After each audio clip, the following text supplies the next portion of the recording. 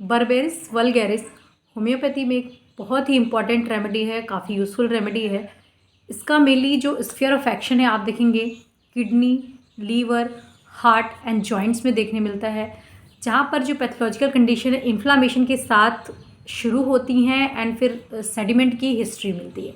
So basically अगर हम इस रेमेडी के प्रिस्क्रिप्शन के बारे में सोच रहे हैं एंड इस रेमेडी के बारे में हम पढ़ना चाह रहे हैं, तो इसकी जो पैथोलॉजिकल कंडीशन है उसे आपको सबसे पहले समझना पड़ेगा।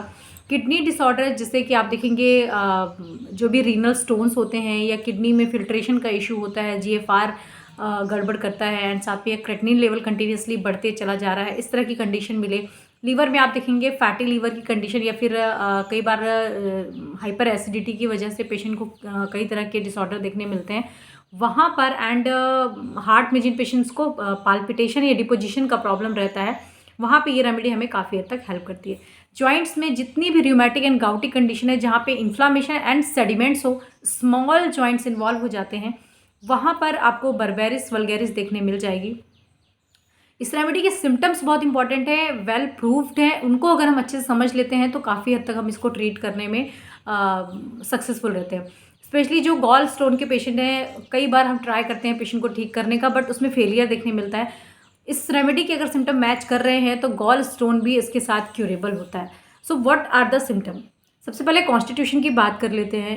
आप देखेंगे कई सारी हमारी रेमेडीज जो इमेसिएशन या फिर वीकनेस के साथ सामने आती हैं, आप इस रेमेडी के कॉन्स्टिट्यूशन में भी देखेंगे सिकली पेशेंट होगा, एमेसिएटेड होगा, फिल्थी लुक होगा एंड वीकनेस पेशेंट में काफ़ी लंबे समय से रहेगी, जहाँ पे पेशेंट बोलेंगे डॉक्टर साहब कमजोरी फील होती है। एंड गाउट इन्वॉल्व रहेगा, जॉइंट्स इन्वॉल्व रहेंगे, स्वेलिंग रहेगी एंकल जॉइंट में, नी जॉइंट में एंड रिस्ट जॉइंट में, स्मॉल जॉइंट्स इन्वॉल्व रहेंगे इन्फ्लामेशन के साथ। इसका जो पेन है that is also very peculiar, radiating wandering pain, tearing pain, जो पेशेंट बर्दाश्त ही ना कर पाए। रीनल स्टोन में भी आपको सेम चीज़ देखने मिलेगी, डॉक्टर साहब मुझे लेफ़्ट साइड में बहुत ज़्यादा पेन होता है एंड ये जो पेन है मेरा टीयरिंग पेन होता है, बिल्कुल बर्दाश्त नहीं होता, इस तरह से पेन होता है।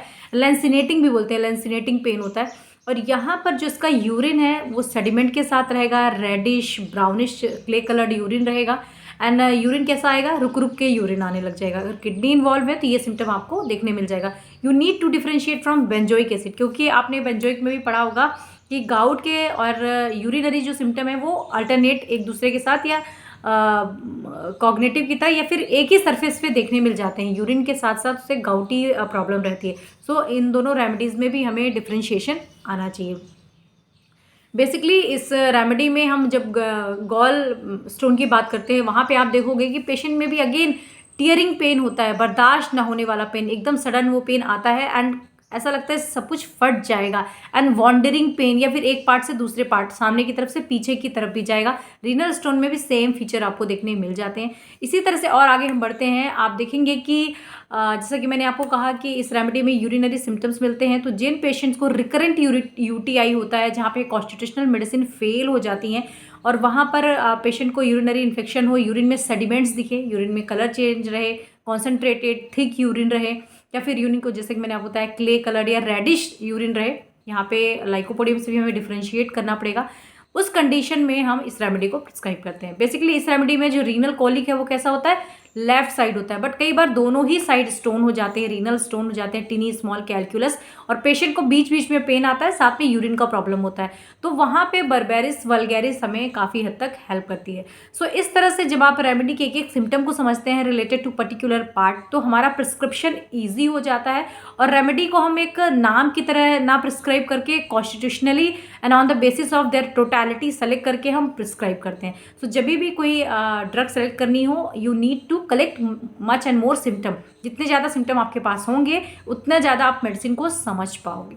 So this is all for today friends, thank you so much for watching.